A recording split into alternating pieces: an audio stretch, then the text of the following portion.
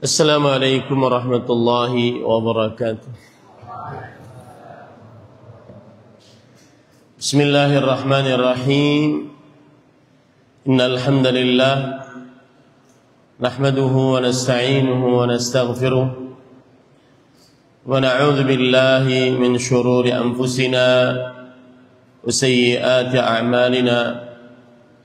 Man yahdihillahu fala mudilla lahu ومن يضلل فلا هادي له وأشهد أن لا إله إلا الله وحده لا شريك له وأشهد أن محمدا عبده ورسوله يا أيها الذين آمنوا اتقوا الله حق تقاته ولا تموتن إلا وأنتم مسلمون يا أيها الناس اتقوا ربكم الذي خلقكم من نفس واحدة وخلق منها زوجها وبث منهما رجالا كثيرا ونساء فاتقوا الله الذي تساءلون به والأرحام إن الله كان عليكم رقيبا يا أيها الذين آمنوا اتقوا الله وقولوا قولا سديدا يصلح لكم أعمالكم ويغفر لكم ذنوبكم ومن يطع الله ورسوله فقد فاز فوزا عظيما أما بعد فإن أصدق الحديث كتاب الله وأحسن الهدي هدي محمد صلى الله عليه وعلى آله وسلم وشر الأمور محدثاتها وكل محدثة بدعة وكل بدعة ضلالة وكل ضلالة في النار.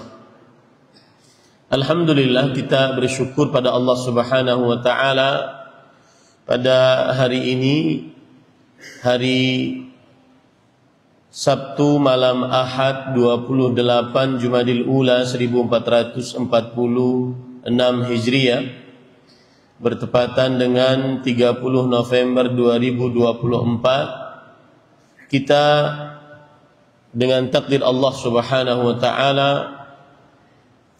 dapat berkumpul bersama di Masjid Al-Ikhlas Bondowoso, Jawa Timur, dalam sebuah kajian Islam ilmiah tematik membahas tema al-ikhlasu fi ibadatillahi azza wa jalla, ikhlas dalam beribadah kepada Allah Subhanahu wa taala.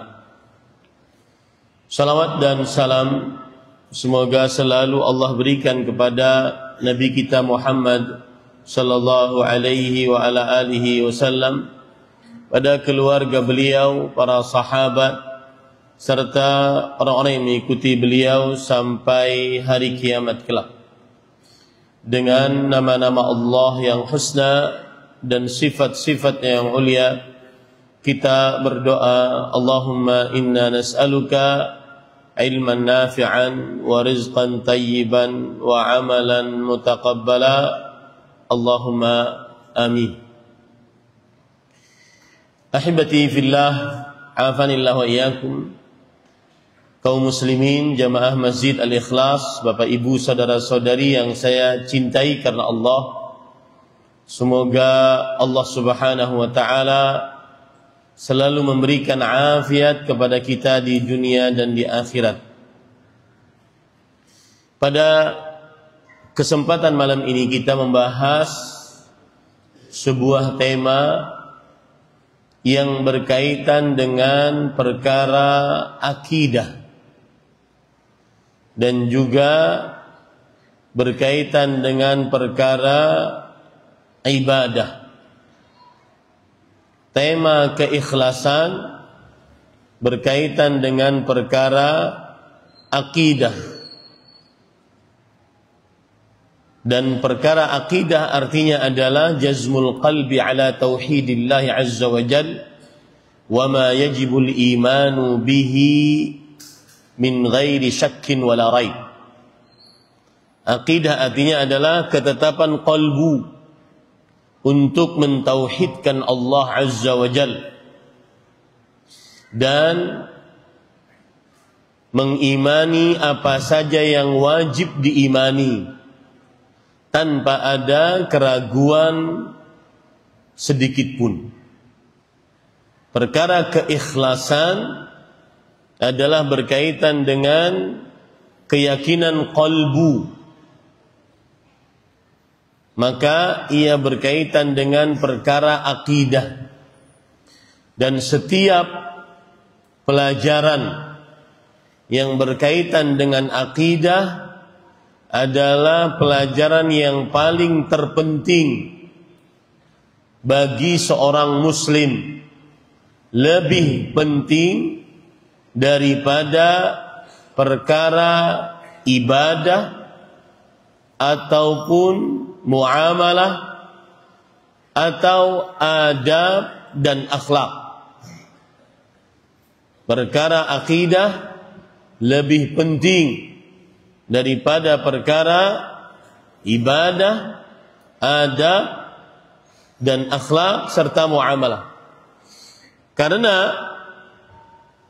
semua dari macam ibadah, dari permacam muamalah, adab dan akhlak tidak akan bernilai di sisi Allah Subhanahu wa ta'ala jika tidak ikhlas, jika tidak benar akidahnya.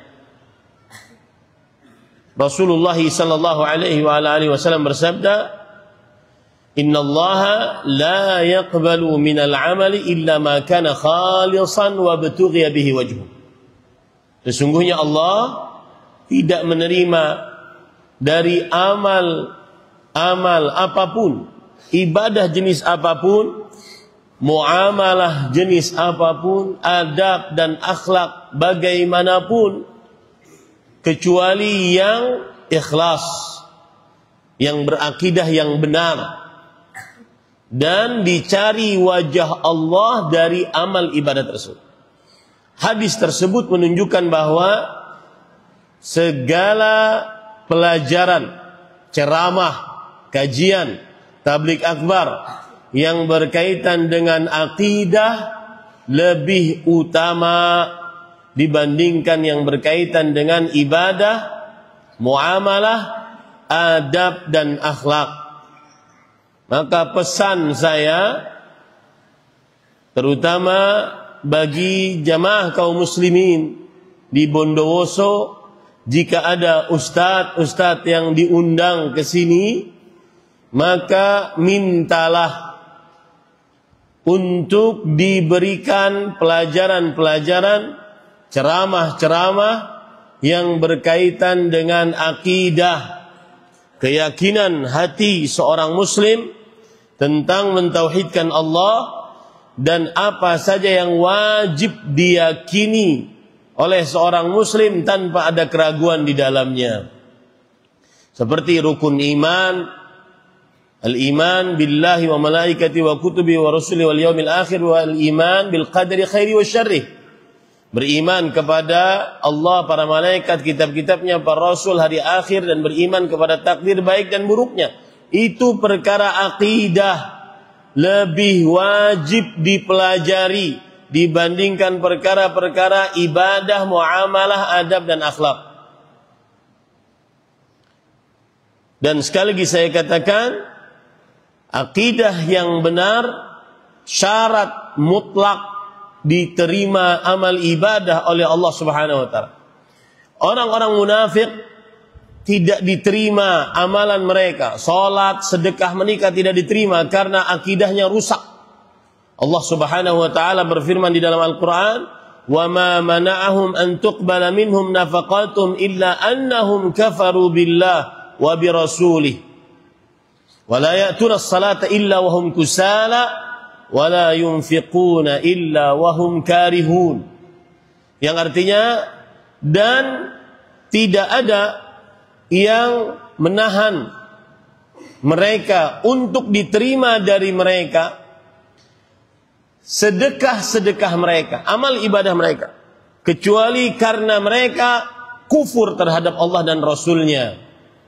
Orang munafik rusak akidahnya, lisannya mengaku Islam, hatinya penuh dengan kekufuran. Dan tidaklah mereka mendatangi sholat kecuali dalam keadaan malas.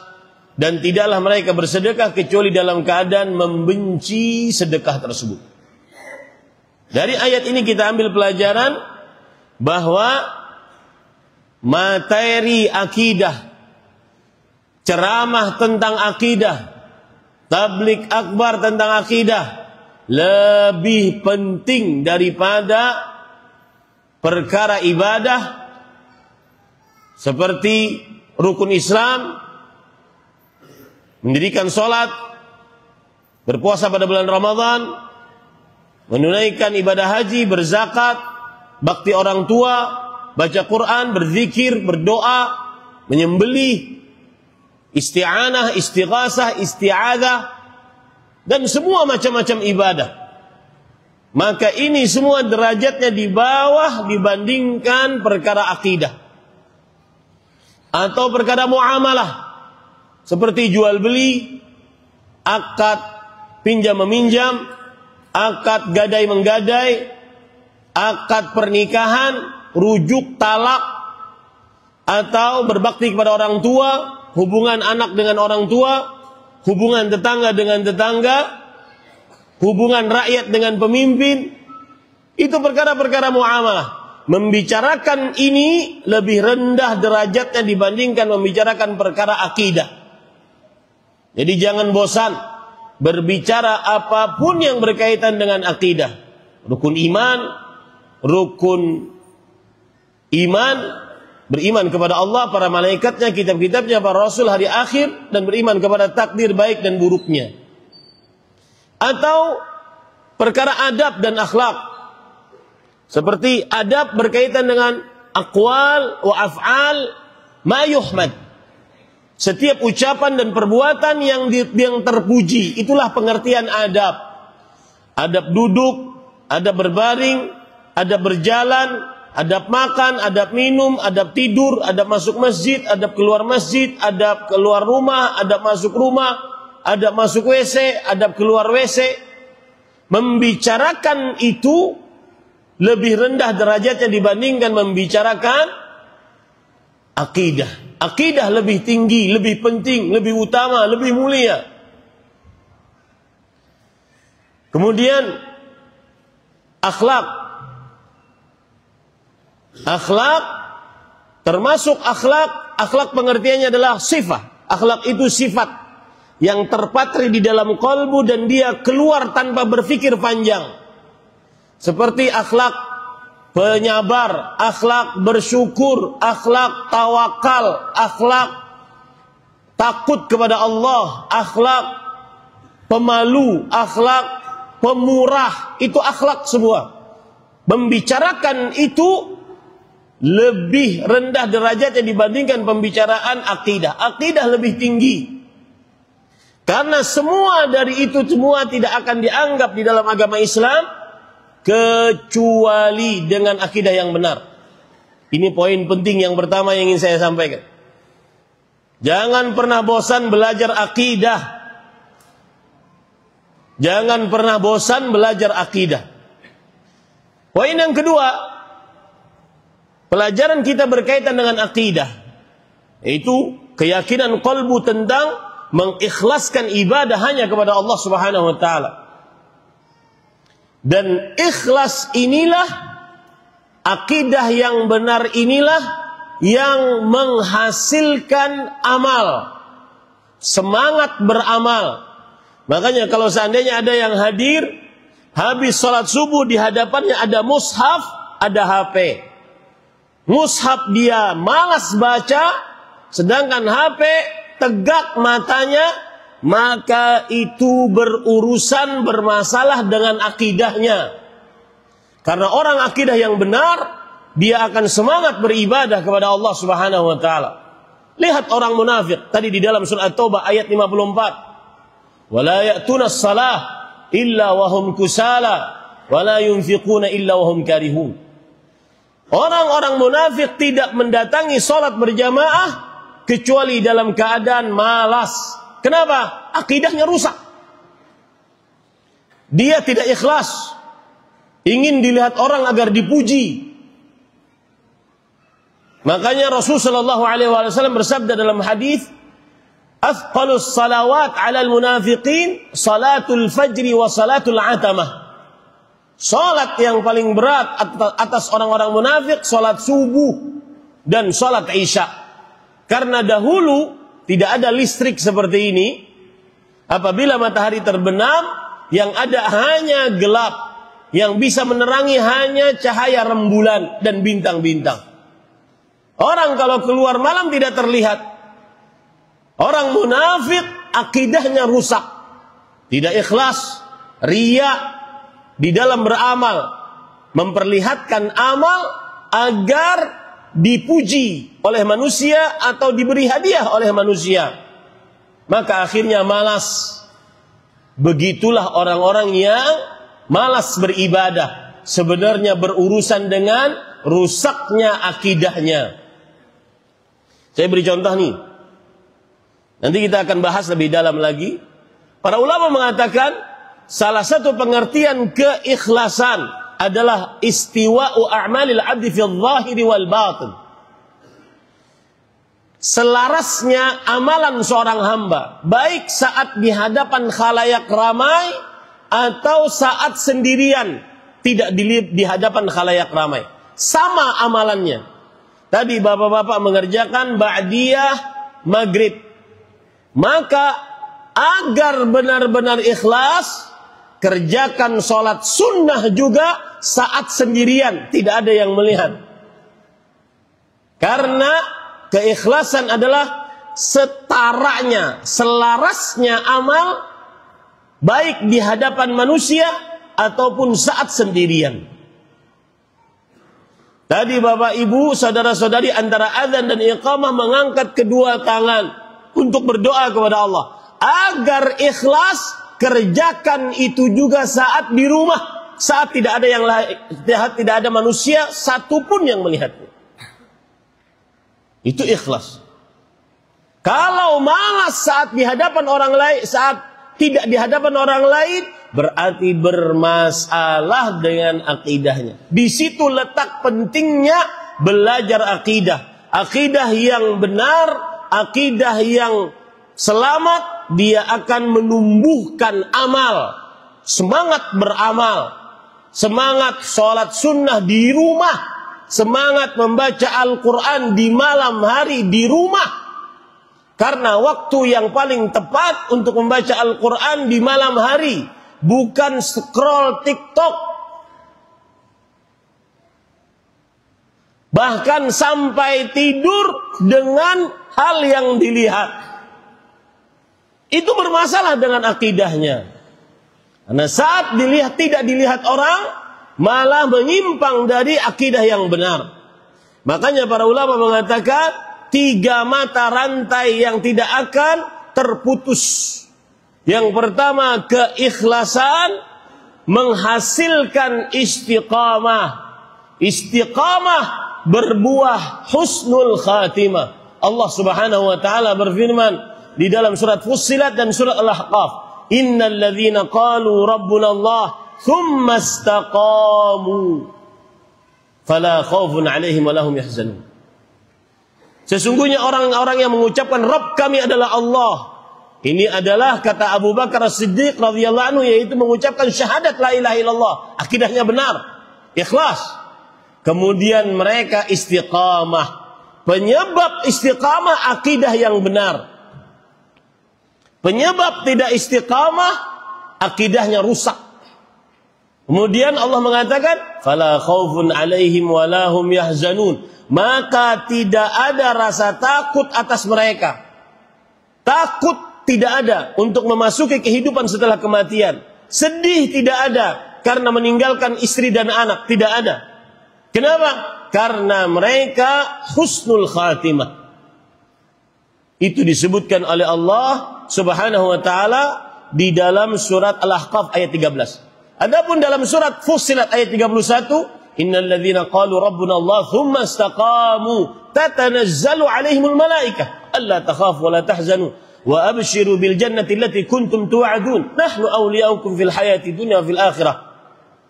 Yang artinya sesungguhnya orang-orang yang mengucapkan Rabb kami adalah Allah, ikhlas, akidah yang benar, kemudian dia istiqamah. Ikhlas, akidah yang benar menghasilkan istiqamah, menghasilkan semangat beramal. Maka lihat Pak, jangan mengeluh kalau seandainya saya nggak bisa Ustadz untuk sholat subuh berjamaah. Saya tidak bisa Ustadz untuk membaca Al-Quran karena selalu begadang malam. Sebenarnya bukan urusan itu. Akidahnya benar atau tidak? Kalau akidahnya benar, seberapapun dia begadang malam, dia akan tetap sholat subuh pada waktunya dan mengerjakan 2 rakaat sebelum subuh.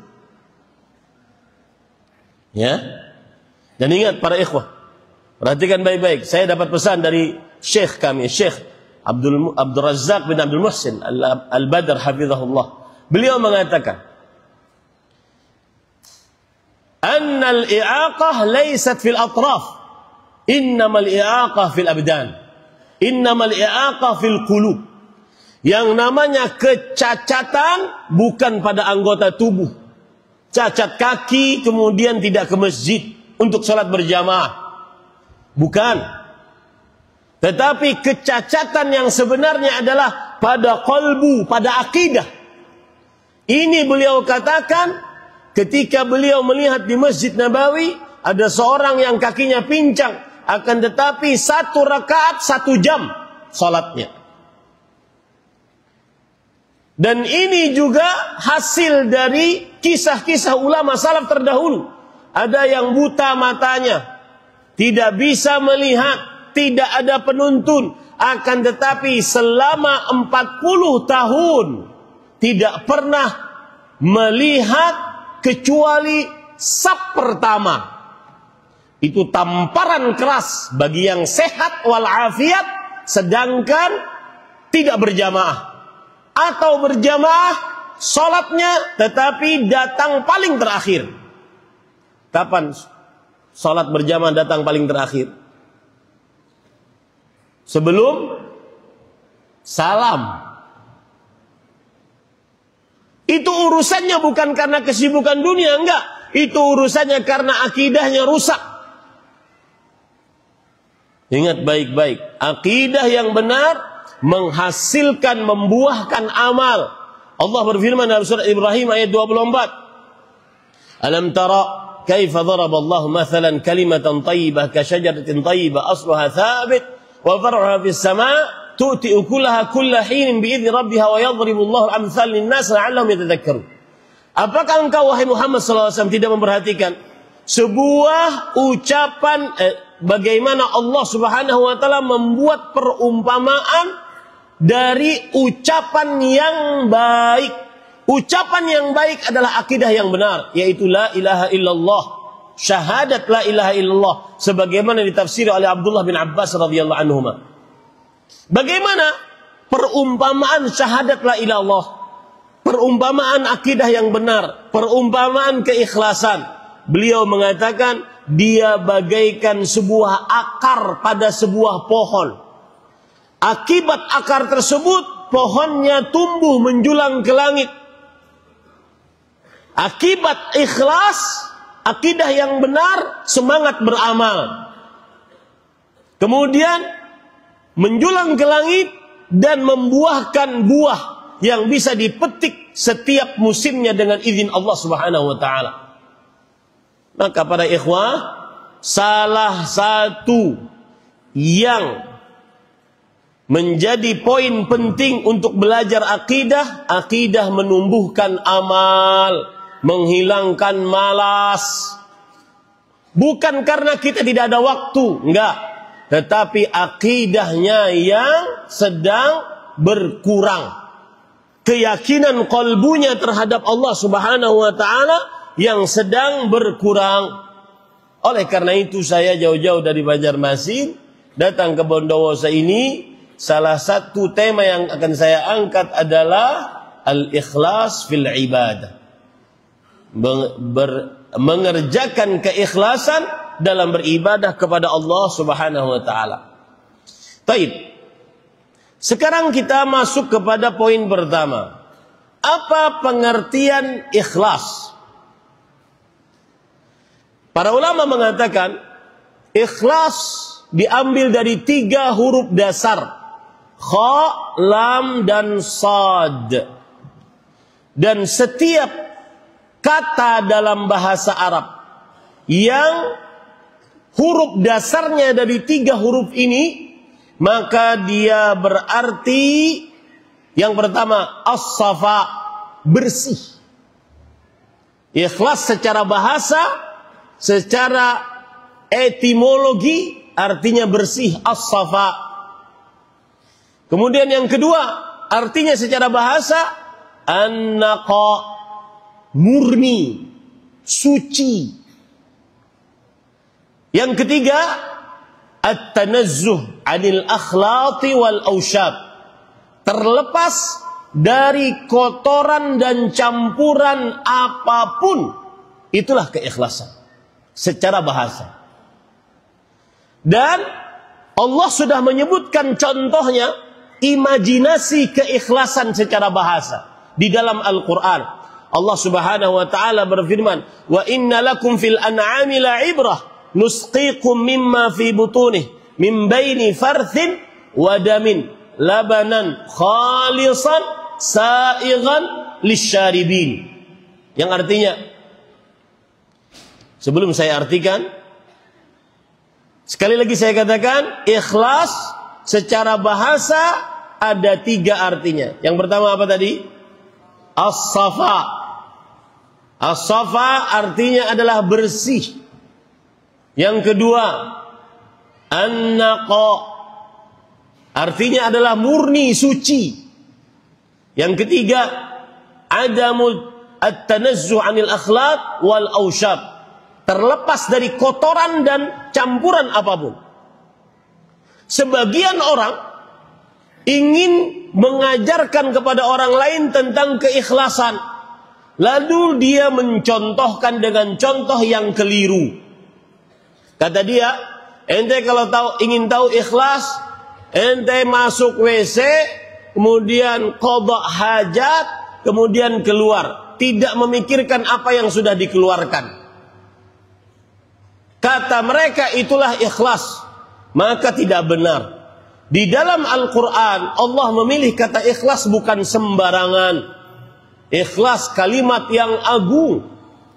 Dan Allah mencontohkan bagaimana keikhlasan.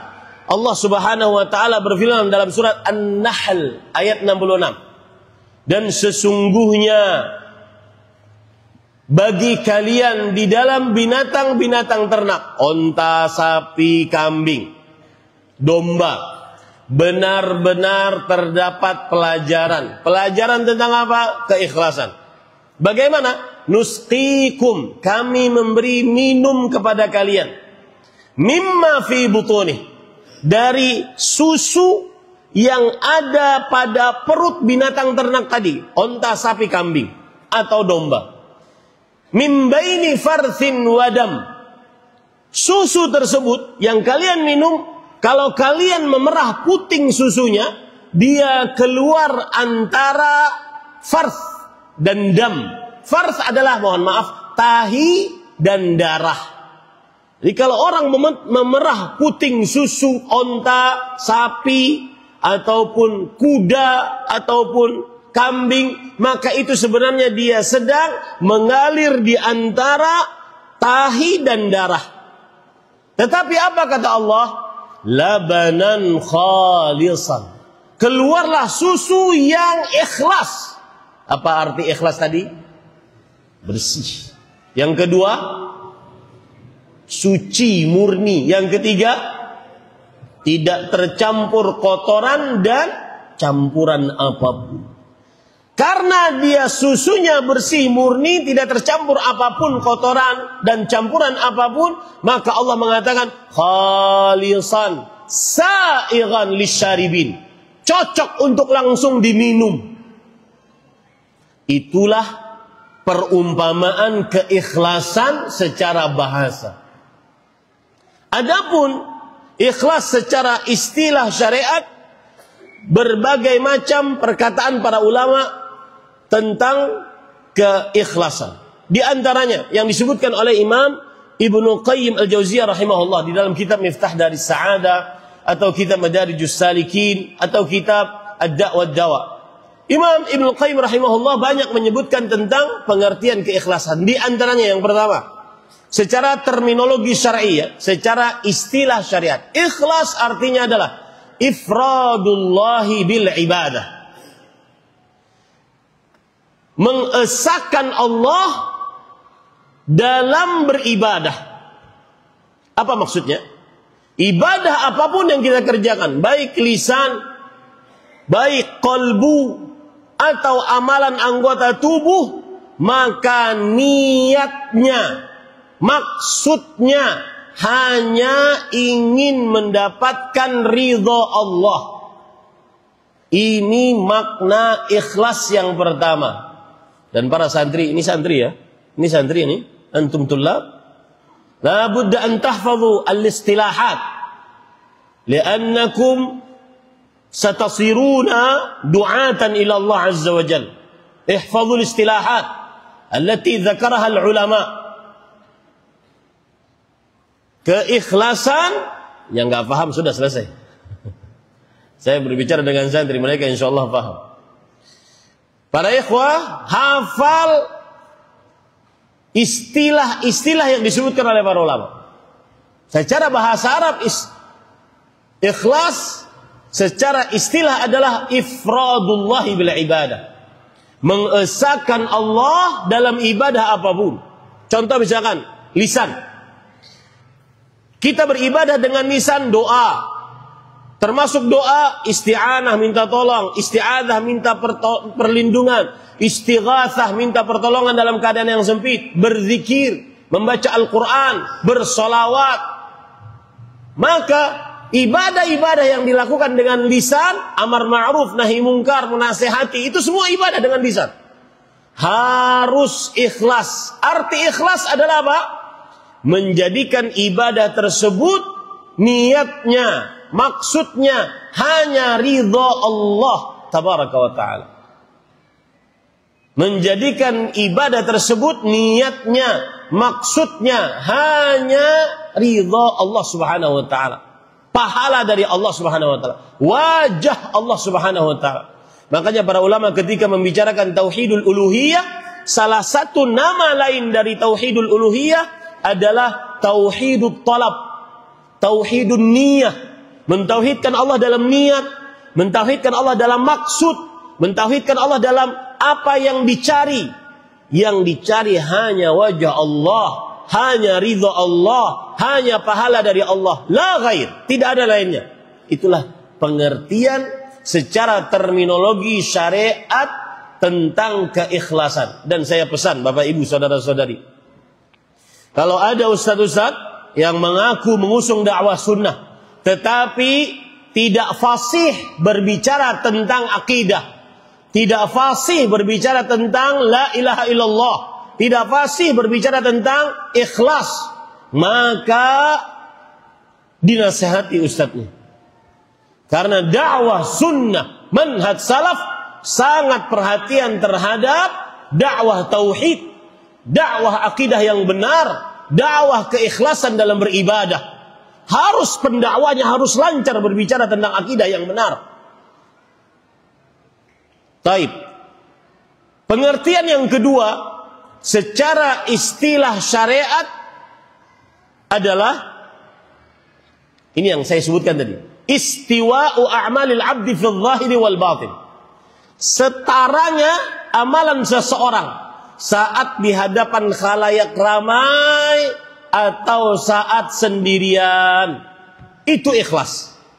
Makanya saya katakan tadi, yang salat qabliyah, yang salat ba'diyah, kerjakan juga di rumah itu nanti, agar ikhlas, agar benar-benar ikhlas. Karena saat tidak di hadapan khalayak ramai, kita benar-benar ingin pahala dari Allah atau tidak. Karena salah satu pengertian keikhlasan secara istilah syariat adalah istiwa'u a'malil 'abd fil zahiri wal batin. Naam. Kemudian yang ketiga, pengertian keikhlasan, dan ini pengertian kata Imam Ibnu Qayyim rahimahullah adalah pengertian yang jami' mani'. Apa itu jami'? Mengumpulkan seluruh kata-kata yang diperlukan dalam sebuah definisi, mani' menolak kata-kata yang tidak perlu dalam definisi. Bahasa Indonesianya definisi yang komprehensif, yang menyeluruh. Apa itu ikhlas? Uktub ya ayyuhatullah, uktub. Al-ikhlas huwa alla tatluba ala amalika syahidan ghaira Allah wala mujaziyan siwa. Alla tatluba ala amalika syahidan ghaira Allah wala mujaziyan siwa. Yang artinya, seseorang saat beramal tidak mencari ada yang melihatnya atau ada yang memberikan ganjaran kepadanya selain Allah. Itulah keikhlasan. Dan ini definisi yang komprehensif, jami' mani', yang menyeluruh. Apa tadi bahasa Arabnya? Alla tatluba ala amalika syahidan ghaira Allah wala mujaziyan siwa. Seseorang tidak mencari dalam amal ibadahnya yang melihatnya, yang memberikan ganjaran kepadanya selain Allah Subhanahu wa taala. Itulah ikhlas. Ini para ikhwah yang dirahmati oleh Allah Subhanahu wa taala. Baik. Sekarang, apa kedudukan ikhlas di dalam agama Islam? Apa kedudukan ikhlas dalam agama Islam? Fadilat Syekh Al-Allamah Al-Muhaddits Baqiyat Ulama As-Salaf Abdul Muhsin bin Hamad Al-Abbad hafizahullah taala, seorang ulama hadis dari salah satu ulama-ulama yang tersisa dari ulama-ulama salaf yang masih hidup di kota Madinah. Fadilat Syekh Al-Imam Abdul Muhsin bin Hamad Al-Abbad hafizahullah, beliau berkata di dalam kitab Fathul Qawi Syarah Al-Arba'in An-Nawawiyah, beliau mengatakan al-ikhlas huwa asasun najah wadh-dhafari bil matlub. Ikhlas adalah pondasi kesuksesan. Ikhlas adalah cara menggapai keberuntungan fid dunya wal akhirah, di dunia dan di akhirat. Kemudian beliau mengatakan, ini kedudukan ikhlas. Dan ini mudah kita pahami. Fahuwa lil amali bimanzilatil asasi minal bunyan. Ikhlas digandeng dengan amal seperti bangunan dengan pondasinya. Ini masjid Al-Ikhlas. Masjid apa ini? Al-Ikhlas. Subhanallah. Ya. Boleh nggak kita main cocok logi? Bicarakannya ikhlas, masjidnya namanya ikhlas. Ini masjid ikhlas, tidak bisa diambil manfaatnya, tidak tegak seperti ini megahnya tanpa ada pondasi. Begitulah ikhlas dalam sebuah amal. Dia bagaikan pondasi dalam sebuah bangunan. Kemudian beliau mengatakan, wa bimanzilatir ruhi minal jasad. Ikhlas dalam sebuah amal kedudukannya seperti kedudukan ruh pada sebuah jasad. Jasad tanpa ruh dia akan mati. Begitulah amal tanpa keikhlasan maka tidak akan tumbuh, mati. Yang mengerjakannya tidak akan lezat, ataupun tidak akan dikerjakan amal ibadah tersebut. Itulah kedudukan keikhlasan dalam beramal ibadah. Allah Subhanahu wa taala berfirman di dalam Al-Qur'an, liyabluwakum ayyukum ahsanu amala. Agar supaya Allah menguji di antara kalian, siapa di antara kalian yang paling baik amalnya.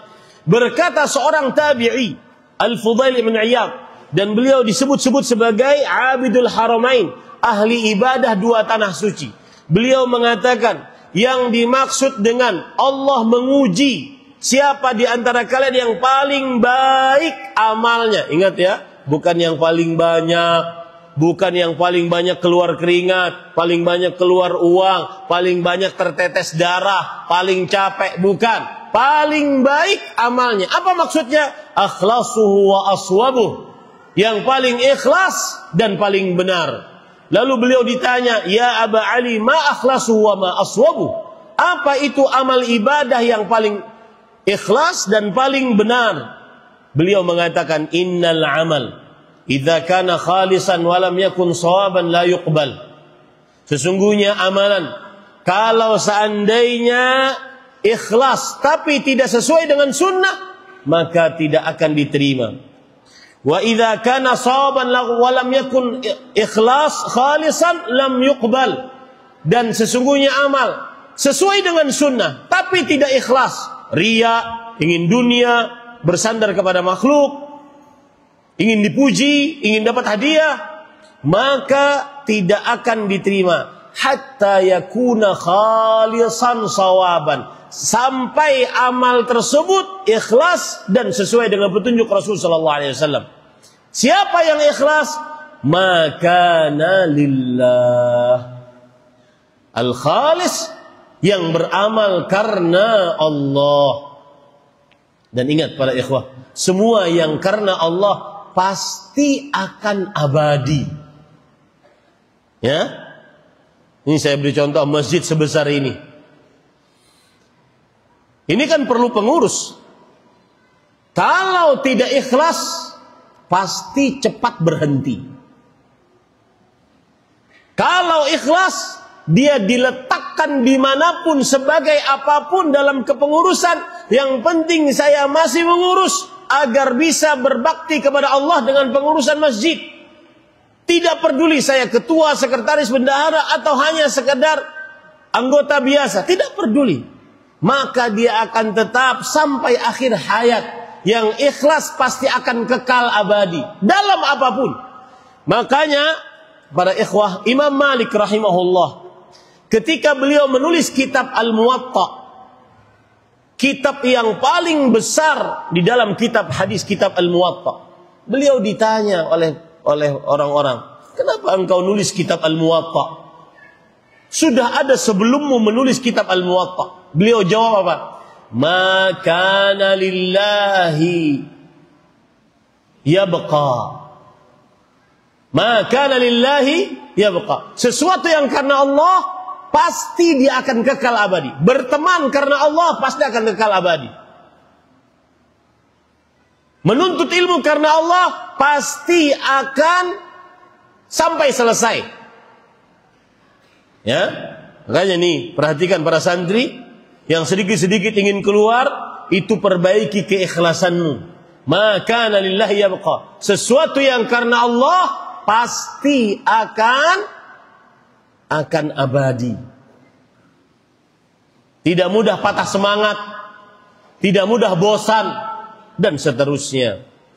Itulah kedudukan keikhlasan dalam agama. Sekarang, bagaimana cara agar bisa ikhlas dalam beramal ibadah? Jawabannya adalah kita ambil perkataan Imam Ibnu Qayyim Al-Jauziyah rahimahullah dalam kitab beliau Al-Fawaid. Kitab ini memang luar biasa, faedah-faedah di dalamnya. Makanya beliau mengatakan Al-Fawaid, kitab yang penuh dengan faedah. Dan para santri, saya nasihatkan agar hatamkan, baca kitab-kitab Syekhul Islam Ibnu Taimiyah rahimahullah, kemudian kitab-kitab Imam Ibnu Qayyim Al-Jauziyah rahimahullah. Maka niscaya engkau akan mengumpulkan ilmu yang banyak dalam waktu yang sempit. Karena mereka adalah pengumpul ilmu. Lihat perkataan Imam Ibnu Qayyim Al-Jauziyah rahimahullah. Beliau berkata, "La yajtami'ul ikhlas fil qalbi wa mahabbatul madhi wa thana wa tam'i fima 'indan nas illa kama yajtami'ul ma'u wan nar." Ini kalbu manusia, tidak akan terkumpul keikhlasan di dalam kalbu seorang hamba dengan dua hal. Satu, suka pujian, suka sanjungan, suka dipuji. Yang kedua, tamak, rakus terhadap hadiah yang ada di tangan manusia, baik itu harta atau tahta atau wanita. Tidak akan terkumpul keikhlasan dengan dua hal ini. Yang pertama apa tadi?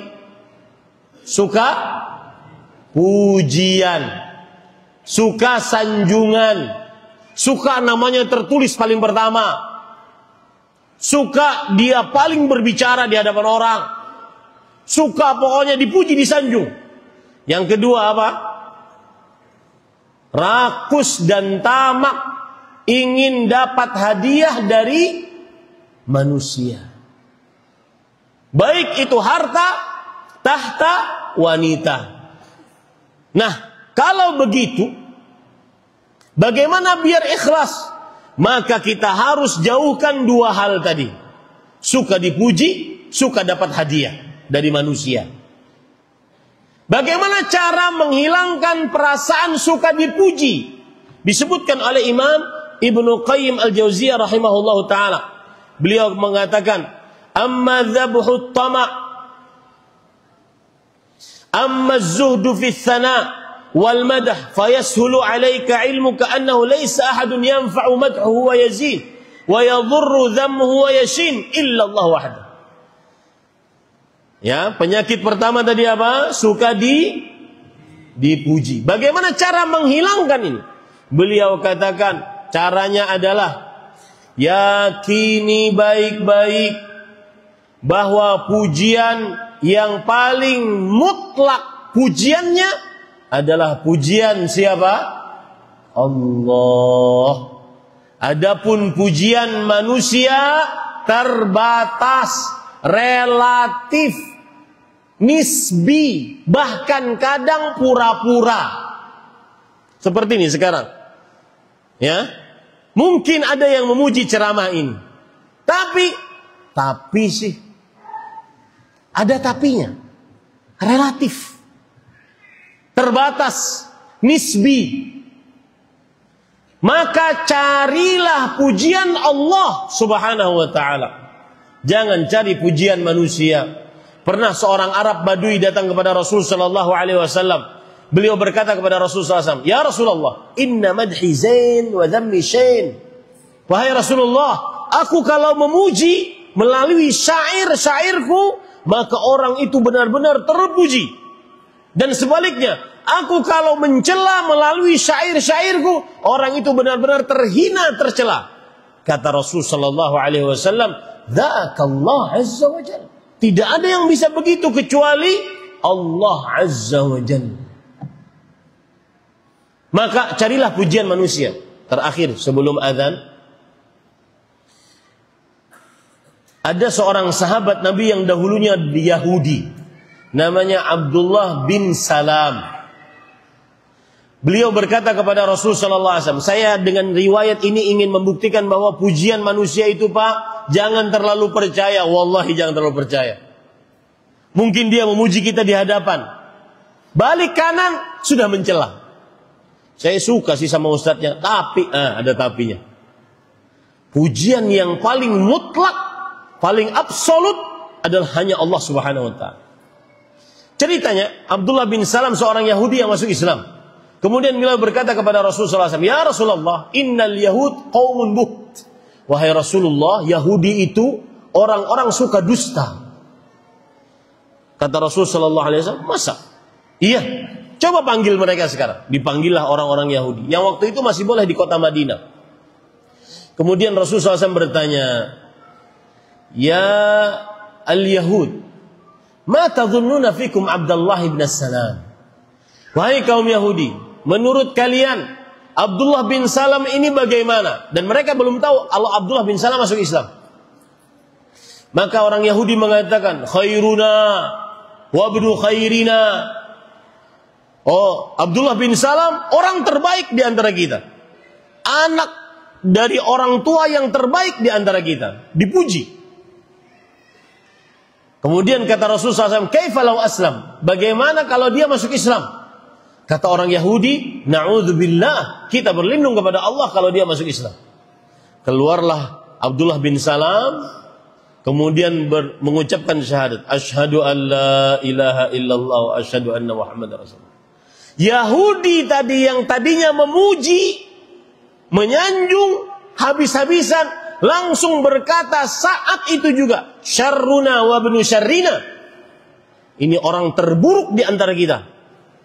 Anak dari orang yang terburuk. Lihat, pujian manusia relatif. Wallahi jangan mau dipuji oleh manusia. Apalagi di zaman sedikit-sedikit ingin viral.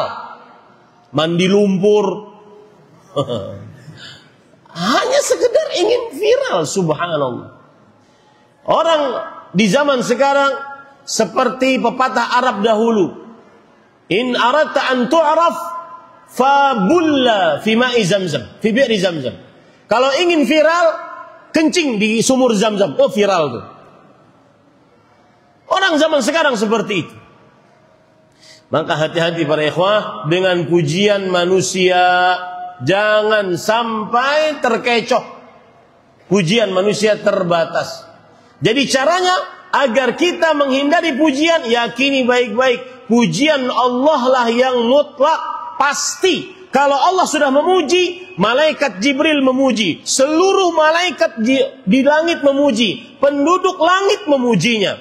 Rasulullah SAW bersabda, "Inna Allah idza ahabba 'abdan qala li Jibril, ya Jibril inni uhibbu fulanan fa ahibbah." Fanada Jibril fi ahli sama, "Inna Allah yuhibbu fulan fa ahibbu, fa yuhibbuhu ahlus sama, thumma yudha'u lahu al-qabulu fil ard." Sesungguhnya Allah kalau memuji seorang hamba, maka Allah akan berkata kepada Jibril, "Wahai Jibril, aku puji hamba tersebut, maka pujilah dia." Kemudian Jibril pun memuji hamba tersebut. Kemudian Jibril berkata di tengah penduduk langit para malaikat, "Wahai para malaikat, Allah memuji si hamba ini, maka pujilah dia." Maka seluruh malaikat memujinya. Kemudian penduduk bumi pun memujinya. Jangan terkecoh dengan pujian manusia. Ya? Jangan terkecoh dengan pujian manusia. Demikian, azan dulu silakan.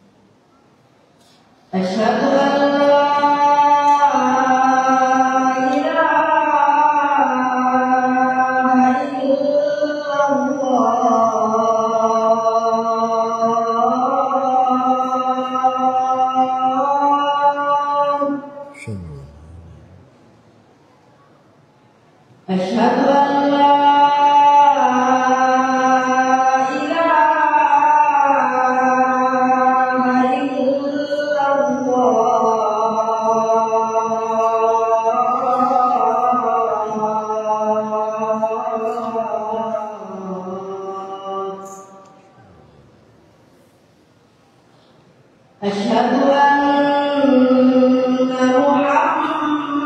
محمدا رسول الله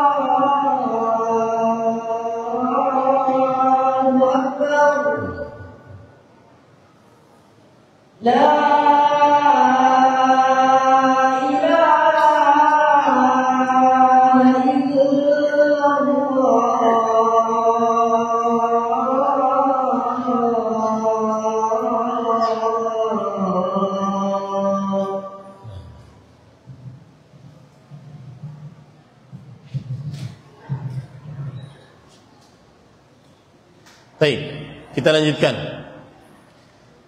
Tidak akan terkumpul di dalam hati seorang hamba keikhlasan dengan dua hal. Yang pertama apa?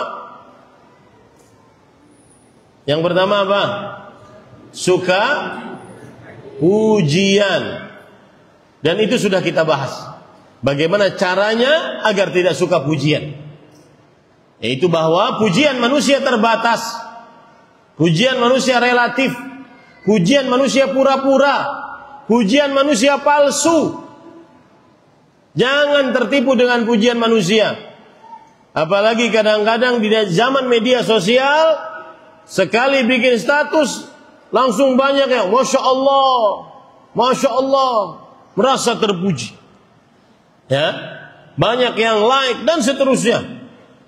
Maka jangan tertipu, karena hanya Allah pujiannya yang absolut, mutlak, tanpa ada kepura-puraan.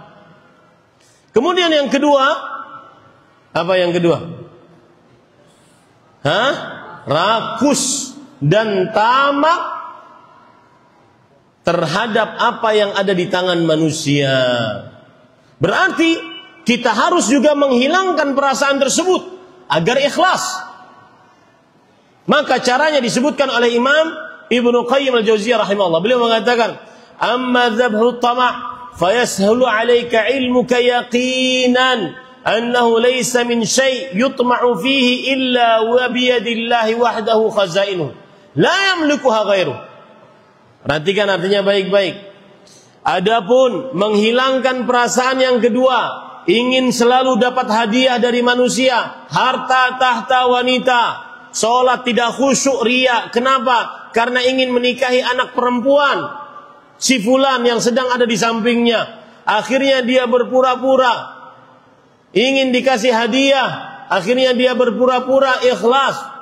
Maka cara menghilangkan ini, yakini baik-baik bahwasanya apa saja yang ada pada tangan manusia, harta, tahta, wanita, tidak akan pernah sampai kepada kita kecuali dengan izin siapa? Allah. Maka ikhlaslah hanya karena Allah.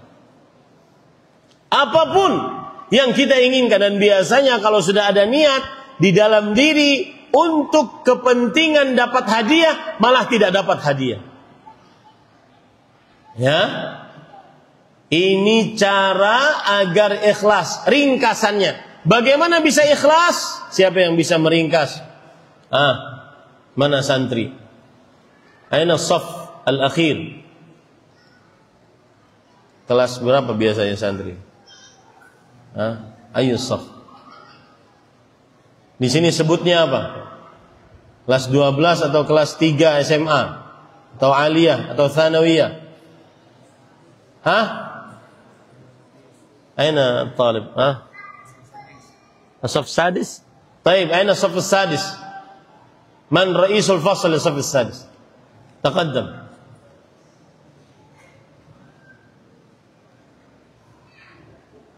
من؟ يلا تقدم. تعال.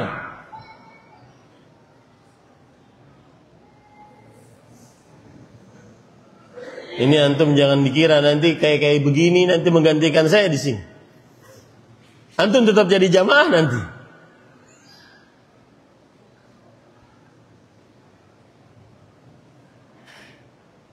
Soal. Kaifa nahsulu 'ala al-ikhlas? Kallimni bil Arabiyyah.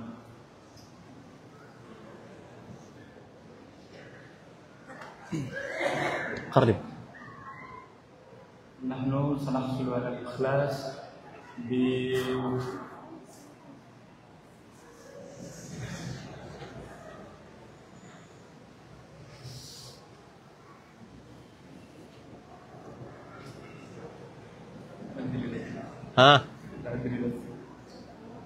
لا يدري من يساعد زميله. صف السادس. يلا تعال بسرعة.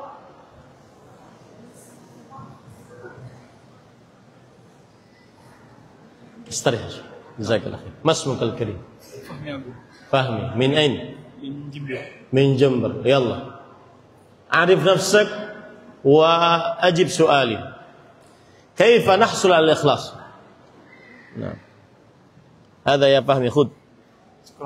اسمي بسمة بلفاس. نحصل على الإخلاص بإفراد الله تعالى بالعبادة. صحيح. أين الصف الخامس؟ تعال بسرعة. لا أحتاج تبسمك. Saya nggak perlu senyumnya. Saya perlu jawabannya. Fashion saya di pendidikan dan saya suka santri. Nah, arif nafsak wa ajib su'ali kaifa nahsul al ikhlas ala ma qad bayyantu lakum. Ifradillah bil ibadah, ifradillah bil ibadah. Au ughayyir su'al. Saya rubah soalnya. Ma huwa الذي ما الشيء الذي لا يستمع الإخلاص في قلب العبد.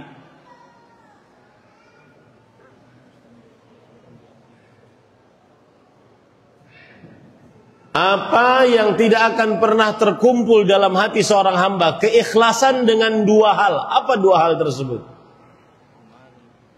Naam. Al-hubbu fil madah wa at-tama' ala hadiyatin nas. Ahsanta. Ikhtar minal hadiyah. Kata beliau, apa? Keikhlasan tidak akan pernah terkumpul dalam hati seorang hamba. Apa? Dengan dua hal. Apa yang pertama? Suka pujian. Yang kedua, tamak dan rakus atas hadiah manusia. Soal, Mas Mukal Karim? Fadil. Ya Fadil, soal. Kaifa tadhbah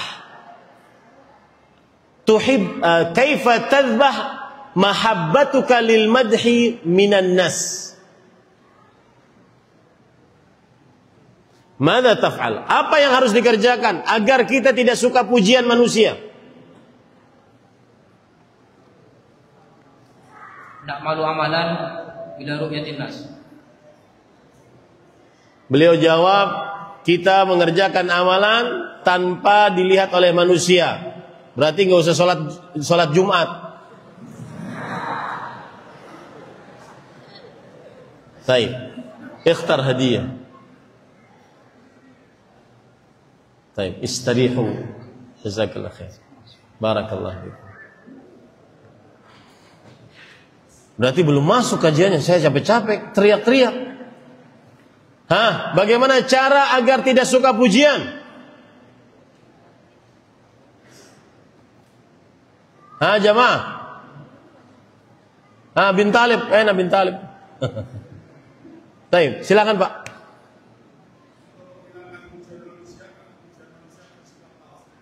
Maka yakini baik-baik, pujian manusia itu palsu. Bahasa saya tadi relatif, nisbi, setengah-setengah. Tetapi carilah pujian siapa? Allah. Bahasa saya karena pujian Allah apa? Mutlak. Kalau Allah sudah memuji, malaikat Jibril akan memuji, para malaikat seluruhnya akan memuji, manusia akan memuji. Carilah pujian Allah. Taib. Yang kedua, rakus, ingin dapat hadiah dari manusia. Bagaimana cara menebas perasaan tersebut? Siapa yang bisa jawab? Bapak kasih hadiah, Bapak. Itu yang jawab tadi. Nah. Siapa yang bisa jawab? Nah. Anta talib? Anta talib? Santri? Santri? Kelas berapa? Shaful awal. Meyakini baik-baik. Ini belum bisa bahasa Arab, enggak apa-apa. Kalau kelas 6 belum bisa bahasa Arab, na'udzubillah. Nah. Meyakini baik-baik apa yang ada di tangan manusia tidak akan pernah sampai kecuali dengan izin siapa? Allah Subhanahu wa taala. Baik. Kita masuk hadiah, wujud. Mas Muka, siapa namanya? Muhammad Ish. Baik, Muhammad Marta. Nah. Siapa yang ingin dapat hadiah? Siapa yang paling tua yang hadir di majelis ini? Umur 70. Ada 70. Berapa, Pak?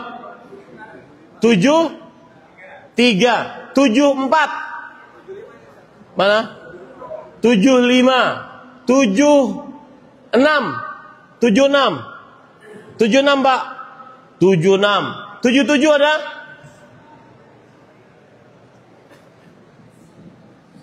Tujuh enam. Bayangkan, dari tadi beliau hadir kajian, berumur 76 tahun. Itu nanti antum tahu, di akhirat kelak beliau akan menjadi pemberat pertanyaan kita. Hei yang muda-muda, kemana saja kok tidak hadir di majelis ilmu? Itu hambaku 76 tahun hadir di majelis ilmu. Ini saya selalu ambil pelajaran, kasih hadiah kepada Bapak tersebut. Ya, angkat tangan Pak biar dituju hadiahnya. Nah, saya sering Pak perhatikan, ini yang saya katakan tadi pada ikhwah. Annal i'aqah laisa fil atraf, innamal i'aqah fil qulub. Yang namanya cacat bukan tidak punya tangan, bukan yang tuli, bukan yang bisu, bukan yang pincang kakinya, bukan. Yang cacat sebenarnya adalah yang cacat qalbu, sehat badan tetapi tidak berjamaah di masjid, sehat walafiat, tidak bisa menghadiri majlis ilmu, di dalamnya dibacakan ayat-ayat suci Al-Quran, hadis dari Rasulullah SAW dari awal sampai akhir. Itu akan menjadi pemberat pertanyaan kita nanti di hari kiamat. Saya pernah di Masjid Nabawi di saf pertama. Dulu kita masih bisa dapat saf pertama, sekarang sudah ditutup dengan segala macamnya. Di saf pertama, saya di samping saya ada orang tua renta. Kemudian beliau dengan tongkatnya, dan beliau sepertinya orang Pakistan atau orang India yang semisal itulah. Beliau ngomong pakai bahasa Urdu. Saya paham maksudnya tetapi tidak mengerti maknanya. Kata beliau, kalau nanti sudah takbiratul ihram, colek saya. Kalau nanti ruku, colek saya. Dan itu kalau sholat, saya lihat menggetar sambil memegang tongkat. Saya berpikir jadi ingat perkataan ulama salaf terdahulu. Hadzal ladzi at'abana. Orang yang seperti ini semangatnya saat tuanya, dia yang akan mempersulit kita nanti di hari kiamat pertanyaannya. Anak-anak muda, mana sholat berjamaahnya? Anak-anak yang sehat walafiat, mana semangat ibadahnya kepada Allah Subhanahu wa taala? Baik. Waktu saya masih 5 menit, setelah itu baru pertanyaan. Sekarang para ikhwan yang dirahmati oleh Allah Subhanahu wa taala. Apa faidah ikhlas di dalam amal ibadah? Maka perhatikan, yang pertama, hanya amalan yang ikhlas, hanya ibadah yang ikhlas yang diterima oleh Allah Subhanahu wa taala. Yang tidak ikhlas tidak diterima oleh Allah Subhanahu wa taala. Meskipun terkenal di tengah manusia, terlihat berjihad di tengah manusia, terlihat ahli baca Quran, ahli ilmu di tengah manusia, tapi urusan ikhlas, urusan qalbu, yang tidak ikhlas tidak akan diterima oleh Allah Subhanahu wa taala. Rasul sallallahu alaihi wasallam bersabda dalam hadis riwayat Imam An-Nasai, "Innallaha la yaqbalu minal amali illa ma kana khalisan wa btughiya bihi wajh." Sesungguhnya Allah tidak menerima dari amal kecuali yang ikhlas dan dicari wajah Allah Subhanahu wa taala.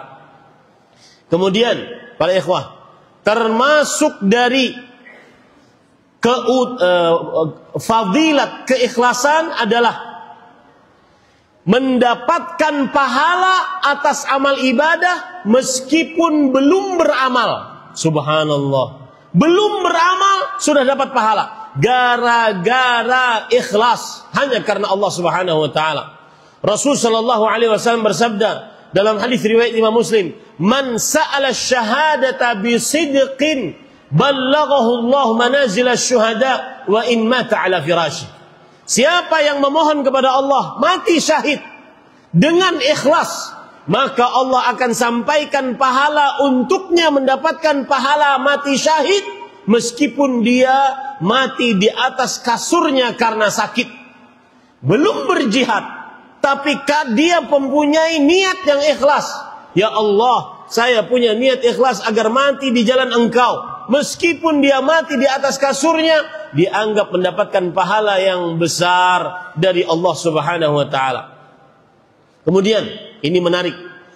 Keutamaan keikhlasan yang ketiga, menjadi dengan ikhlas amalan-amalan kebiasaan bernilai ibadah kepada Allah. Saya beri contoh, tidur. Kalau antum tidur ikhlas untuk bisa beribadah setelahnya, maka tidurnya dianggap ibadah. Bapak-bapak ketika ingin keluar di pagi hari bekerja dengan niat ikhlas untuk bisa menafkahi anak istri, maka bekerjanya yang asalnya rutinitas kebiasaannya dianggap pahala ibadah oleh Allah Subhanahu wa taala.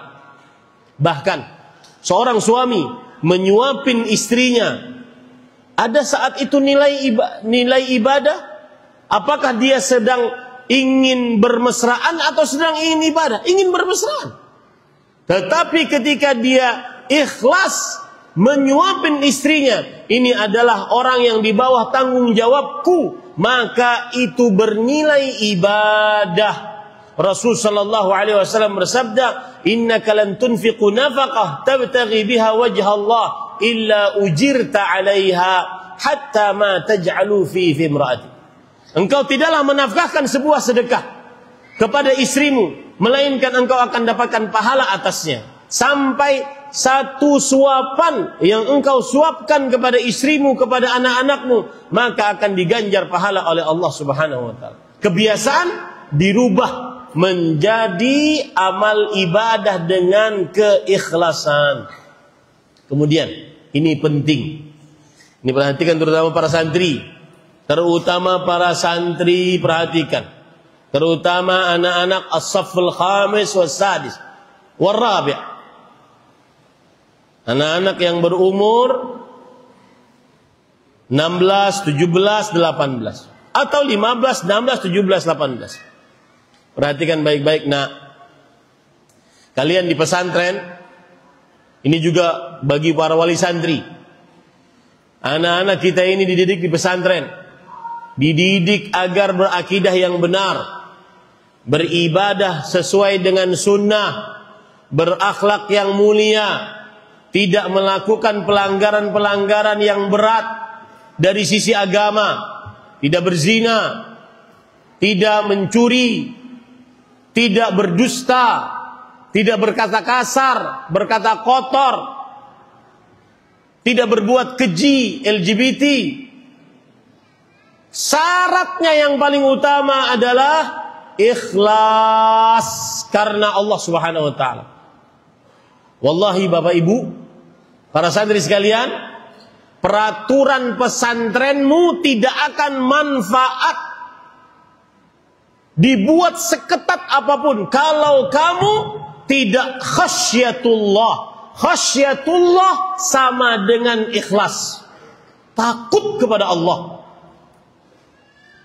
Anak-anak santri yang diajari setiap hari akidah yang benar, ibadah sesuai dengan sunnah, akhlak yang mulia, tetapi kata-katanya kasar, kotor, berpacaran, melihat hal-hal yang diharamkan di media sosial, saat sendirian, semua peraturan dia langgar. Obatnya cuma satu, Pak.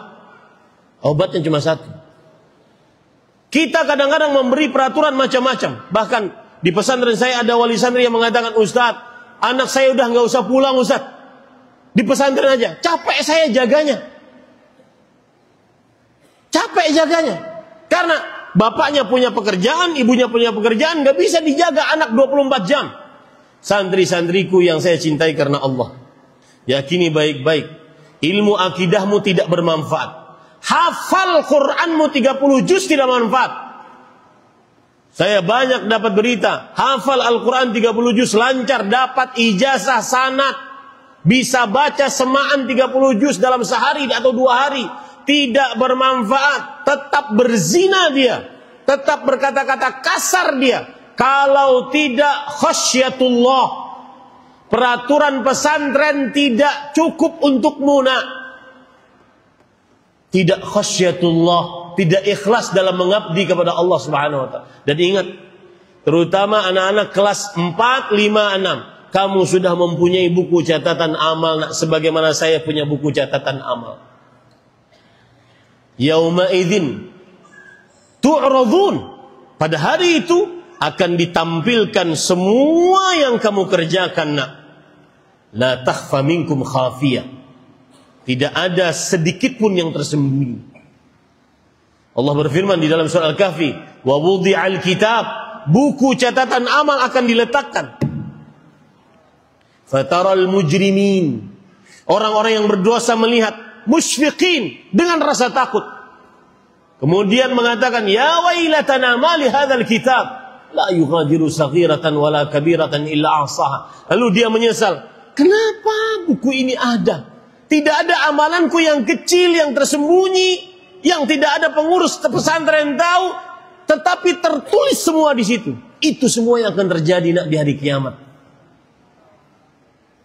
Hati-hati Bapak Ibu, saudara-saudari, terutama anaknya yang sudah punya HP pribadi, punya akun media sosial sendiri dengan semua platformnya, dan punya grup-grup di media sosial, entah di WhatsApp, di Tele, di Instagram, di TikTok, itu sumber maksiat.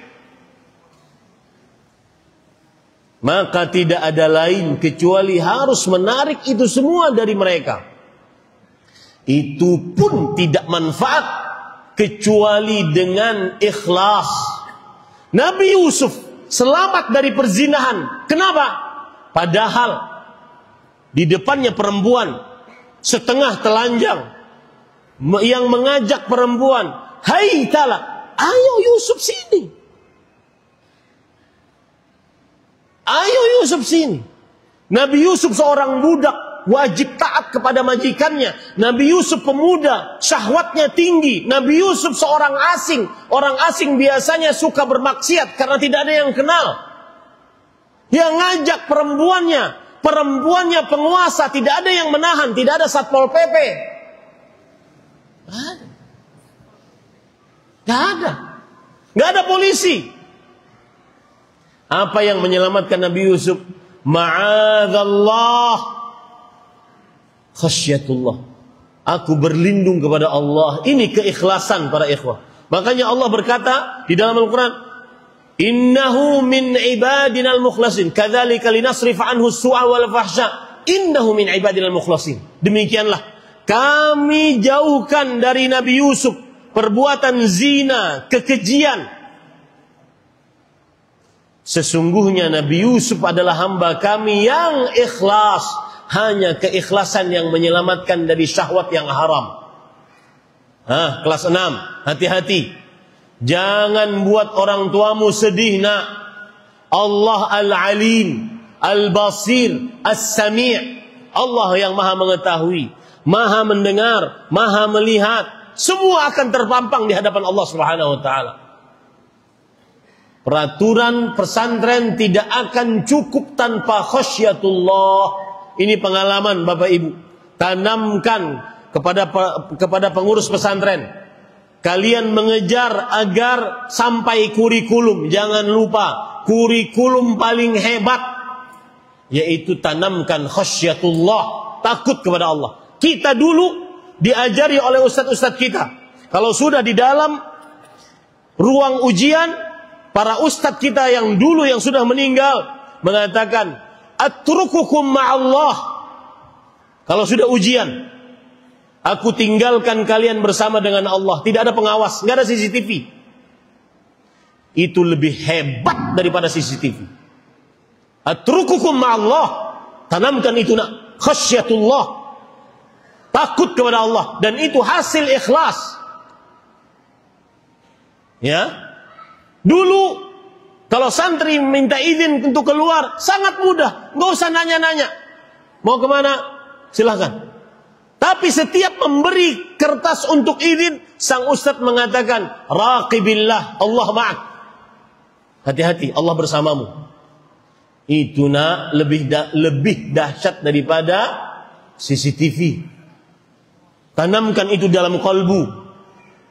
Benar-benar ditanamkan dalam kalbu. Allah maha mengetahui, maha mendengar, maha melihat. Dan itu adalah puncak keikhlasan. Nah, ini yang bisa disampaikan pada ikhwan yang dirahmati oleh Allah Subhanahu wa ta'ala. Jadi intinya, keutamaan ikhlas, orang yang ikhlas akan dijaga oleh Allah dari syahwat yang haram, dari musibah-musibah yang datang mendadak, dijaga oleh Allah Subhanahu wa ta'ala. Karena dia takut. Lihat hadis Rasul sallallahu alaihi wasallam. Beliau bersabda, hadisnya, sab'atun yudhilluhumullah yauma la dhilla illa dhilluh. 7 orang yang dinaungi oleh Allah. Tidak ada naungan di hari kiamat kecuali naungannya Allah Subhanahu wa ta'ala. Salah satu dari 7 tersebut adalah rajulun da'athum ra'ah dzatu mansibin wa jamal. Seorang lelaki diajak oleh perempuan, yang ngajak perempuannya cantik, bukan buruk. Perempuannya cantik, mempunyai kedudukan. Apa yang dia katakan? Inni akhafullah. Aku takut kepada Allah. Ikhlas karena Allah Subhanahu wa ta'ala. Ya, yang kecanduan, mohon maaf, saya tidak menuduh. Saya tidak menuduh, tapi ada firasat. Dan biasanya firasatnya benar. Yang kecanduan foto-foto yang haram, film-film yang haram, maka kamu tidak akan pernah bisa keluar, nak, dari itu kecuali dengan khasyatullah. Fa amma man khafa maqama rabbih wa nahan nafsa 'anil hawa fa innal jannata hiyal ma'wa. Adapun yang takut kepada Allah dan menahan hawa nafsunya, tidak bisa nahan hawa nafsu, nggak bisa. Ya, tidak bisa. Seketat apapun peraturan di pesantrenmu, tidak akan pernah bermanfaat sampai kamu takut kepada Allah Subhanahu wa ta'ala. Khasyatullah, dan itulah inti keikhlasan. Dan tadi pesan saya kepada para wali-wali santri, para orang tua, perhatikan, kalau bisa tidak perlu ada HP pribadi untuk anak kita dari mulai SD sampai SMA. Tidak perlu ada akun media sosial. Tidak perlu masuk ke dalam grup manapun, karena di situ mereka benar-benar berselancar dalam kemaksiatan. Dan yang saya sebutkan ini pengalaman, bukan omong kosong. Percayalah Bapak Ibu saudara-saudari sekalian. Dan bersyukurlah yang sampai detik ini, anaknya kalau sedang liburan, kalau sedang dijenguk, maka dia tidak memiliki HP, tidak memiliki akun media sosial, tidak memiliki grup-grup di platform media sosial manapun. Bersyukurlah, itu karunia Allah Subhanahu wa taala. Wallahi Bapak Ibu, lebih baik kita capek di dunia daripada kita nanti yang pertama kali akan ditanya oleh Allah Subhanahu wa taala. Wallahu a'lam. Pertanyaan, bagaimana caranya agar tidak bermudah-mudah dengan hal yang mubah? Misalnya scrolling medsos, Instagram, WA, dan membaca info-info di medsos agar tidak berlama-lama. Dan bagaimana hukumnya bermudah-mudah dalam hal tersebut? Jawabannya adalah seorang muslim sangat memperhatikan waktunya. Lihat perkataan Abdullah bin Mas'ud. Kita ini kan salafiyun yang mengikuti dakwah salaf, maka wajib mencontoh para ulama salaf, termasuk ulama salaf Abdullah bin Mas'ud radhiyallahu anhu, turjumanul Quran, katabatul wahyi, penulis wahyu, punya mushaf sendiri, salah satu ahli fatwa di kota Madinah, Abdullah bin Mas'ud radhiyallahu anhu. Beliau berkata, "Manadimtu." Ini perhatikan. Siapa yang bisa menterjemahkan dari para santri, saya kasih hadiah. "Manadimtu ala syai' nadami ala yawm gharabat fihi syamsuh naqasa fihi ajali walam yazid fihi amali." Saf sadis. Terjem. 100.000.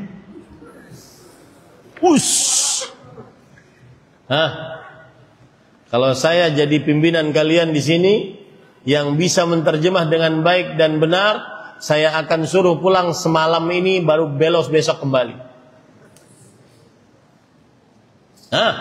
Aina saf sadis? Man rasulukum? Ana u'id wa ukarrir. Ma nadimtu ala syai' nadami ala yawm gharabat fihi syamsuh naqasa fihi ajali wa lam yazid fihi amali.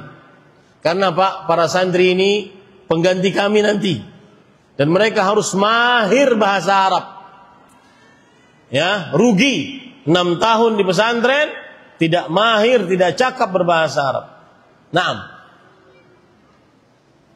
ما في أحد تفضل تقدم يا شيخ عرف نفسك ومن أي صف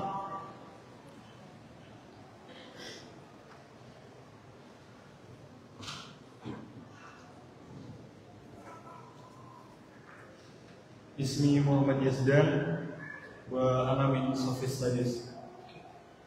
Makna aku tidak menyesali sesuatu kecuali penyesalanku di satu hari. Ketika itu matahari terbenam dan umurku berkurang, tapi amalku tidak bertambah. Barakallah. Qul masyaallah. Takbir. Baik. Yang pertama, bagi seorang salafi, waktu itu adalah modal. Modal. Orang bisa berdagang dapat untung kalau ada modal. Ya, al-waqtu ra'su malil insan, kata Imam Al-Qayyim rahimahullah. Waktu adalah modal hidup seseorang. Jangan pernah mau modalnya habis tanpa menghasilkan keuntungan. Maka yang bertanya tadi tentang sekolah nggak selesai, maka hati-hati, modalmu nanti habis dan tidak menghasilkan apa-apa. Dan ingat Pak, waktu itu mempunyai sifat minimal 2. Al-waktu sar'ana ma yantahi. Waktu sangat cepat berlalu. 1. Yang kedua, al-waktu idza jaa la ya'ud. Waktu kalau dia datang tidak akan pernah bisa kembali. Saya Pak, kalau seandainya dikasih oleh Allah Subhanahu wa taala kehidupan untuk muda kembali, saya ingin jadi santri-santri. Makanya ada pepatah Arab mengatakan, ya laita syabab ya'udu yauman fa ukhbiru bima fa'ala al-masyib. Alangkah indahnya masa muda kembali walau sehari, aku akan beritahu apa yang diperbuat oleh uban-uban pada kepala ini. Maka para santri, gunakan waktumu sebaik-baiknya. Dan saya pesan ya, ini teknis belajar. Saya pesan, karena passion saya di pendidikan, saya pimpinan pesantren, saya beritahu teknis belajar. Kalian dari kelas 1 sampai kelas 6 waktunya menghafal. Perbanyak menghafal, terutama Al-Quran dan hadis Rasulullah SAW. Yang kedua, pelajari bahasa Arab dengan baik dan benar sampai lancar berbicara, paham mendengar, bisa membaca, lancar menulis. 4 maharah kemahiran di dalam bahasa Arab. Kalau tidak 6 tahun kalian rugi kalau seandainya tidak lancar bahasa Arab. Rugi. Ya. Baik. Pertanyaan selanjutnya. Kadang saat saya ingin beribadah dalam kondisi sendiri, namun di tengah ibadah itu saya terbesit rasa berharap agar ada orang yang lihat saya beribadah. Bagaimana cara mengatasinya? Apakah termasuk ke dalam ikhlas pada niat awalnya? Iya, niat awalnya ikhlas. Tapi caranya adalah dia harus melawan perasaan tersebut sampai selesai ibadah tersebut. Maka niscaya insyaallah ibadahnya ikhlas karena Allah Subhanahu wa taala. Ini apa? Masya Allah. Pertanyaan. Tapi kita harus apresiasi karena ini berarti niat sekali nanyanya. Ini bukan A4 ya. Ini A berapa ini? Ya. Baik. Assalamualaikum warahmatullahi wabarakatuh. Sebelum bertanya saya mau sedikit curhat. Ini biasanya dari perempuan. Mungkin bermanfaat bagi para anak cucu Adam yang lain yang sudah menikah ataupun belum menikah. Oh, ini dari laki-laki. Saya sebagai seorang laki-laki normal, bagaimanakah cara saya bersikap terhadap keindahan dunia? Dalam tanda kurung wanita. Saya bekerja di kantor dan sering interaksi dengan wanita. Jadi saya memilih untuk tidak berbicara langsung dengan wanita.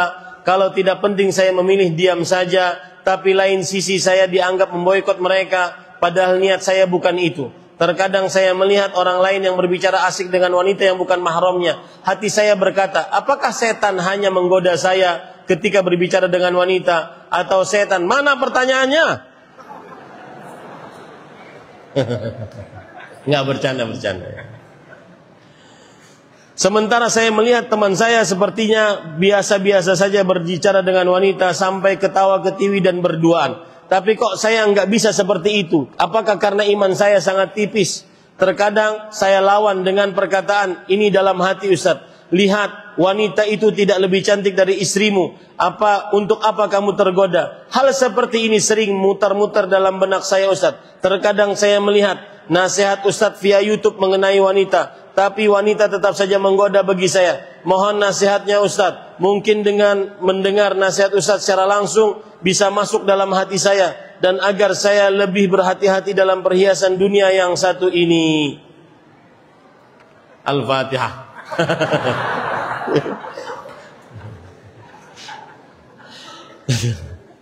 Baik, para ikhwan yang dirahmati oleh Allah, intinya beliau seorang suami, seorang laki-laki yang sudah beristri tapi bekerja di tempat yang banyak perempuannya. Sebenarnya pertanyaannya bisa diringkas. Ustadz, mohon nasihatnya bagi seorang lelaki yang sudah beristri tetapi bekerja di tempat yang banyak perempuan. Tanda tanya. Selesai pertanyaannya. Nggak usah curhat. Jawabannya para ikhwah, yang pertama, sikap bapak yang bertanya sudah benar, yaitu menjaga pandangan, menjaga pembicaraan kepada wanita yang bukan mahram. Itu sudah sikap yang benar. Bahkan itu kuat iman. Adapun seseorang di dalam kalbunya benar-benar tergoda dengan perempuan, maka itu laki-laki normal. Laki-laki normal. Kalau tidak tergoda itu namanya abnormal. Tapi yang paling utama adalah apakah kita bisa menundukkan pandangan, menjaga lisan, menjaga kelakuan, tidak melakukan khalwat berdua-duaan, tidak melakukan ikhtilat bercampur baur laki-laki perempuan tanpa ada hijab. Apalagi kadang-kadang ini terjadi di tengah masyarakat. Kadang-kadang makan bersama di rumah makan, satu meja laki-laki perempuan berkumpul, kemudian ketawa ketiwi, haha hihi. Maka ini tidak benar. Ini termasuk daripada kemaksiatan, dan itu termasuk daripada pengkhianatan terhadap istri yang ada di rumah. Jadi sikap bapak sudah bagus. Adapun bapak tergoda ataupun maksudnya saya pengen juga Ustaz, tapi kan dilarang. Maka jangan dilakukan. Ya. Jadi yang bapak sudah lakukan itu bagus. Menundukkan pandangan, membatasi pembicaraan, dan usahakan tidak boleh berduaan ataupun bercampur laki-laki perempuan. Itulah sulitnya. Adapun caranya agar senantiasa seseorang terselamatkan dari syahwat yang haram, maka perhatikan baik-baik. Yang pertama, ucapkan sebagaimana yang diucapkan oleh seorang tadi yang diajak perempuan untuk berzina. Inni akhafullah, saya takut kepada Allah Subhanahu wa taala.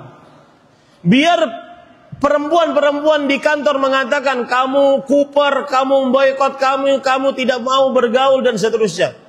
Biarkan itu urusan mereka memponis kita. Yang penting kita selamat di hadapan Allah Subhanahu wa taala.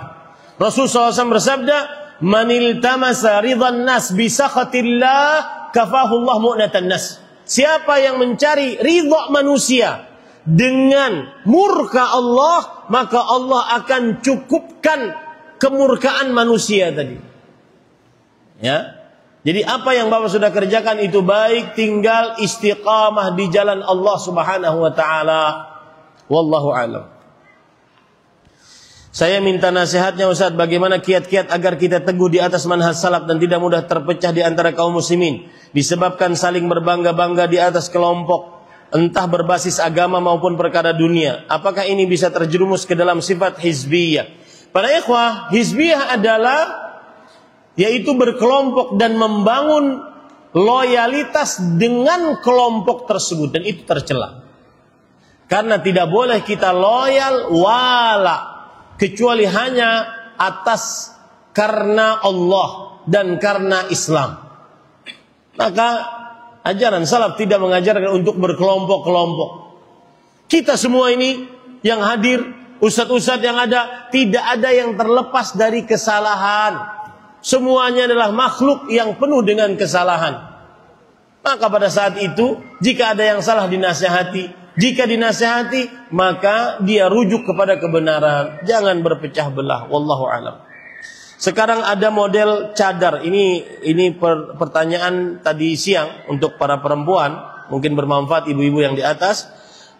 Sekarang ada model cadar yang kelihatan alis dan dahi. Jika saya pakai itu tapi dengan tujuan atau bukan diniatkan untuk dilihatkan kepada laki-laki lain, ini boleh atau bagaimana? Pada asal hukumnya dahi dan alis adalah lebih baik dijauhi untuk diperlihatkan karena dia menggoda. Allah berfirman wala yubdina zinatahunna. Janganlah para perempuan memperlihatkan perhiasannya, keindahannya.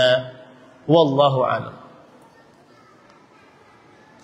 Pertanyaan selanjutnya, qadarullah, saya sudah menikah selama 5 tahun dan hingga saat ini saya belum memiliki keturunan. Saya memahami bahwa ini adalah ketetapan dari Allah dan itu yang terbaik untuk kami. Akan tetapi saya terkadang masih merasa sedih karena masih belum memiliki keturunan. Apakah kesedihan saya pertanda saya belum ikhlas akan ketetapan Allah? Dan apa yang harus saya lakukan agar kesedihan ini hilang?